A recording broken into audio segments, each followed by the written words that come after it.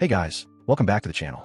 If you're a Zelda fan like me, you know that every once in a while Nintendo drops a game that completely shakes up the entire series and sparks endless debates for decades. Today we're going full documentary mode on one of the most legendary, divisive, and ultimately beloved adventures in gaming history. The Legend of Zelda, The Wind Waker.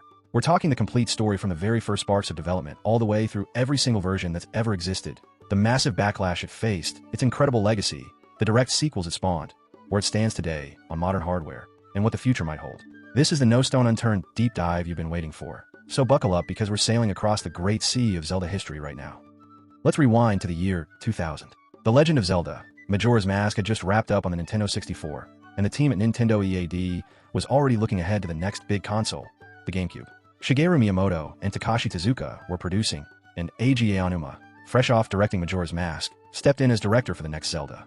At first, the plan felt straightforward. They wanted to build on the 3D foundation of Ocarina of Time, with even more impressive graphics that showed off the GameCube's power. In fact, at Nintendo Space World 2000, they dropped a quick tech demo of Link battling Ganondorf in a realistic, detailed style that had fans losing their minds. People assumed this was the future, a gritty, mature sequel to Ocarina with adult Link front and center. The hype was real. But here's where things took a sharp turn. The development team started experimenting behind the scenes, and one artist sketched out a super stylized, cartoonish version of Link with big expressive eyes and a vibrant look inspired by classic Japanese woodblock prints and that breezy, adventurous feel the team wanted to capture. They called it Toon Link, and the entire crew instantly fell in love. The art direction shifted to full cell shading, giving the world this bright, hand-drawn animation vibe that made everything pop like a living storybook. Aonuma knew it was risky though. He actually waited as long as possible to show Miyamoto the new direction because he was nervous about the reaction. And sure enough, when Miyamoto finally saw it, he literally cringed. He thought the cartoony style would tank sales, and even suggested they redesign the whole thing midway through development. But the team stood their ground, convinced this was the fresh direction Zelda needed after two realistic 3D games.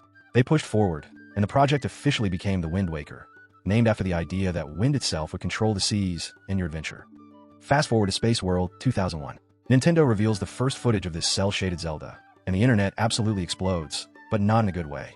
Fans who were expecting that realistic GameCube tech demo from the year before felt completely betrayed. People started calling it Celda, as a joke, mocking it as childish Disney garbage. Forums lit up with outrage. "Where's my dark and gritty Zelda?" they demanded. It was one of the biggest pre-release controversies in gaming at the time. Aonuma later admitted he was terrified, but the team doubled down, believing the colorful world and innovative gameplay would win people over once they actually played it. Development wrapped up in about 2.5 years, which was lightning fast for a full Zelda title back then. The game launched in Japan on December 13th, 2002 as The Legend of Zelda, The Baton of Wind. North America got it March 24th, 2003, followed by Europe and Australia shortly after. And man, what a game it was. You play as a young Link on Outset Island who sets off after his sister is kidnapped by the Helmara King. The story picks up hundreds of years after Ocarina of Time's adult ending, where the hero of time never returned and Hyrule got flooded by the gods to stop Ganondorf. Now the world is this massive great sea dotted with islands, and your main way to explore is sailing on your boat, the King of Red Lions, using the Wind Waker baton to control wind direction and solve puzzles. It felt revolutionary, open-world sailing before open world was even a buzzword, with tons of side quests, collectibles, and that signature Zelda charm mixed with pirate vibes and emotional storytelling. Critics loved it. Scores were sky-high, praising the visuals, music, dungeons, and that sense of pure adventure. But sales told a different story. It moved around 4.6 million copies lifetime, which was solid but way below Ocarina of Time's 7.6 million. A lot of people point to that initial art style backlash, scaring off older fans who wanted something more realistic. Nintendo even listened and went in the opposite direction for the next game, making Twilight Princess much darker and more mature looking. For a while it felt like Wind Waker was the black sheep of the 3D Zelda era. But here's the beautiful part, time was on its side. As years passed, more and more players discovered it, especially younger fans who grew up with the cartoon style and fell in love with the world. Retrospectives started calling it one of the greatest games ever made. The exploration, the freedom, the unforgettable characters like Tetra, the King of Red Lions, and even the quirky Tingle. It all aged like fine wine. Toon Link became an icon, showing up in Super Smash Bros. And merch everywhere. The game proved that Zelda could evolve beyond realism and still deliver that magical feeling. Now let's talk versions, because Wind Waker has had a few lives. The original GameCube release is the pure classic, for 80p, the exact experience the team shipped in 2002 and 2003. Then in 2013, during a Nintendo Direct, they surprised everyone with The Legend of Zelda, The Wind Waker HD for Wii U. It dropped digitally in North America on September 20th, 2013, and physically on October 4th. This wasn't just a simple upscale. They bumped it to full 1080p with sharper textures, overhauled lighting that made the cel shading glow even more beautifully, and added a ton of quality of life fixes. Sailing got way faster with a new Swift Sail item that lets you zoom across the ocean without constant wind tweaking. The Triforce quest was streamlined, so you don't have to hunt down every single chart. The Picto box now holds way more photos. And there was even Miiverse integration, so you could share drawings and see other players' messages. They released limited editions too. One with a fancy Wii U bundle that included a Zelda-themed gamepad and a Ganondorf figurine pack. It was the definitive way to play for a new generation, and it reminded everyone just how special this game still was. On the sequel side, Wind Waker didn't stop at one game. It got 2 direct follow-ups on the Nintendo DS that continue the same timeline. First came The Legend of Zelda, Phantom Hourglass in 2007.